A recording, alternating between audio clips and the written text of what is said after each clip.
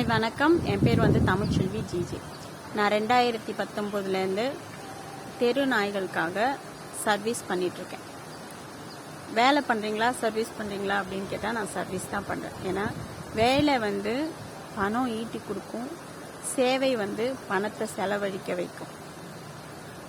அதனால் நான் இப்போ நாய்களுக்காக சர்வீஸ் தான் பண்ணுறேன். ஏன் நாய்களுக்காக சர்வீஸ் பண்ணணும் அப்படின்னு முடிவெடுத்தேன்னா, இருக்கிறதுலையே ஒதுக்கப்பட்ட உயிரினம் எதுன்னா நாய்கள் தான். அது மனுஷனை நம்பி ஏமாந்துட்டு சாப்பாட்டுக்கு கூட வழி இல்லாமல்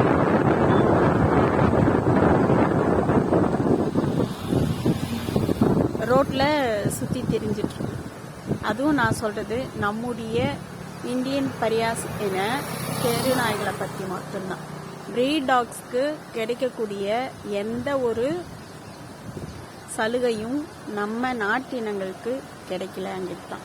அதுலேயும் இது கலப்பினமாக ஒரு தனி இனமாக உருவாக்கி இருக்கிற இந்த நாய்கள் சாப்பாட்டுக்கே ரொம்ப கஷ்டப்படுறாங்க.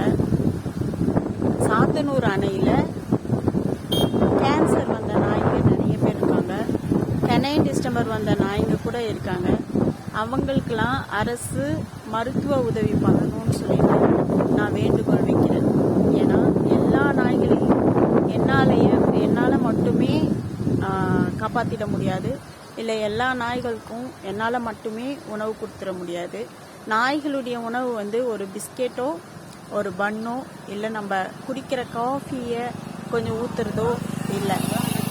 அவங்களுக்கும் ஆரோக்கியமான உணவு கொடுக்கணும், அவங்களும் சந்தோஷமாக வாழணும் அப்படிங்கிறது மட்டும்தான். நாய்களால் மனுஷங்களுக்கு பிரச்சனை வருதோ இல்லையோ, மற்ற உயிரினங்களுக்கு பிரச்சனை வரதான் செய்யும்.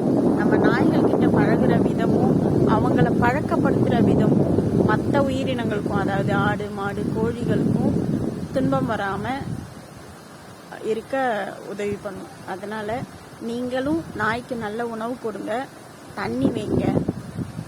அப்புறம் நாய்க்கு உடம்பு சரியில்லைன்னா பக்கத்தில் இருக்கிற கால்நடை மருத்துவமனைக்கு போய் ட்ரீட்மெண்ட் பாருங்கள். அப்போ தான் நாய்களுக்கு உண்டான மருத்துவ தேவையை அரசுக்கு தெரியும். அப்போ தான் அவங்க அதுக்குண்டான ஸ்டெப்பை எடுப்பாங்க. நாய்களை நேசிக்கிற மக்கள் வீட்டில் நாய்களை மட்டும் வளர்த்துட்டு அவங்க எப்பயோ வரும்போது ஒரு வாய் சோறு மட்டும் போட்டுட்டு அதுக்கப்புறம் அவங்களுக்கு மருத்துவ உதவி செய்யாமல் இருந்தால் அரசாங்கத்துக்கும் இத்தனை மக்கள் நாய்களை நேசிக்கிறாங்கங்கிறது தெரியாமலே இருக்கும்.